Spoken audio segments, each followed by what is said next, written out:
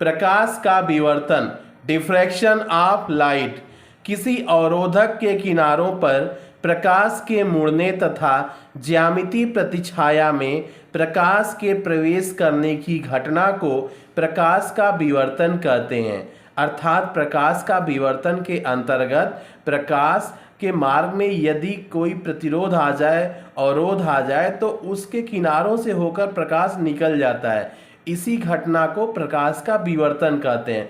जैसे मान लीजिए यहाँ स्रोत जहाँ लिखा है वहाँ पर दीपक रखा हुआ है और अवरोध की जगह आप खड़े हो जाते हो या कोई वस्तु रख दी जाती है, तो ऐसे में क्या होगा, दीपक का प्रकाश जो वस्तु रखी है या आप खड़े हुए हैं तो आपके साइड से होकर निकल जाएगा। ये प्रकाश इस डायरेक्शन में, यहाँ जो एरो लगा हुआ है यहाँ से साइड से होकर निकल जाएगा और आपकी छाया, यदि आप यहाँ खड़े हैं, यहाँ दीपक है, यहाँ आप खड़े हैं, तो आपकी छाया ठीक सामने की दीवार पे या जो भी वस्तु रहेगी या ठीक सामने जहाँ से स्रोत है उसके बीच में आप खड़े हैं तो आपकी छाया आपके सामने दिखाई देगी। लेकिन प्रकाश करता क्या है, प्रकाश आपके किनारों से होकर निकल जाएगा या वस्तु के किनारों से होकर निकल जाएगा और जिस भाग में ज्यामितीय छाया भी रहेगी या प्रतिछाया, वहां पर भी प्रकाश उपस्थित हो जाएगा।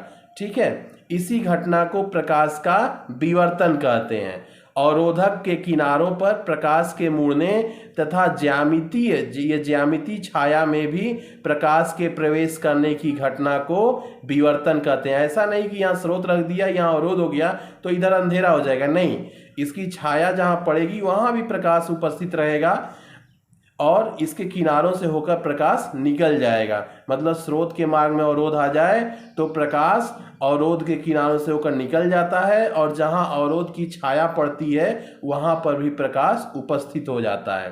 विवर्तन के प्रकार, विवर्तन दो प्रकार के होते हैं, फ्रेस्नेल विवर्तन और फ्राउनहोफर विवर्तन।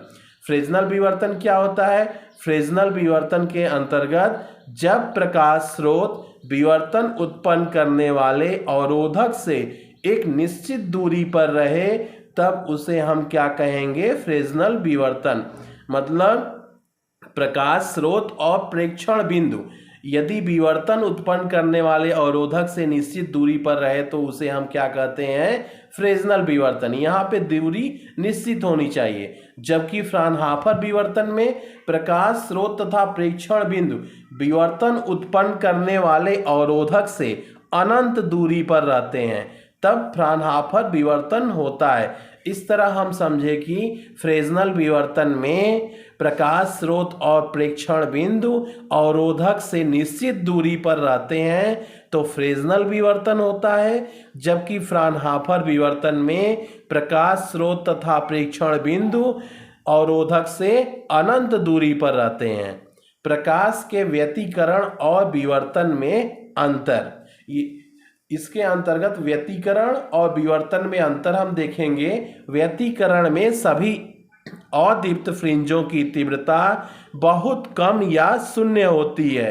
विवर्तन में निम्निष्ट की तीव्रता कभी भी शून्य नहीं रहती है और व्यतिकरण में सभी दीप्त फ्रिंजों की तीव्रता समान होती है, जबकि विवर्तन में सभी दीप्त फ्रिंजों की तीव्रता लगातार घटती जाती है। व्यतिकरण फ्रिंजें समान चौड़ाई की हो या नहीं भी हो सकती हैं, जबकि विवर्तन फ्रिंजें कभी भी समान चौड़ाई की नहीं होती हैं। व्यतिकरण में दो समान आवृत्ति की तरंगों के अध्यारोपण से प्रकाश ऊर्जा का असमान वितरण होता है, जबकि विवर्तन में किसी अवरोधक के किनारे पर प्रकाश के मुड़ने तथा ज्यामितीय छाया में प्रकाश के जाने की घटना होती है। इस तरह हमने व्यतिकरण और विवर्तन में देखा। व्यतिकरण में सभी अदीप्त फ्रिंजों की तीव्रता बहुत कम या शून्य होती है, जबकि विवर्तन में निम्निष्ट की तीव्रता कभी भी शून्य नहीं रहती।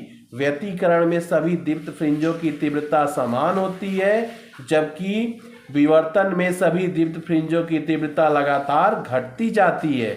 व्यतिकरण फ्रिंजें समान चौड़ाई की हो या नहीं भी हो सकती हैं, जबकि विवर्तन फ्रिंजें कभी भी समान चौड़ाई की नहीं होती हैं। और व्यतिकरण में दो समान आवृत्ति की तरंगों के अध्यारोपण से प्रकाश ऊर्जा का असमान वितरण व्यतिकरण होता है, जबकि किसी अवरोधक के किनारों पर मुड़ने तथा ज्यामितीय छाया में प्रकाश का जाना विवर्तन होता है।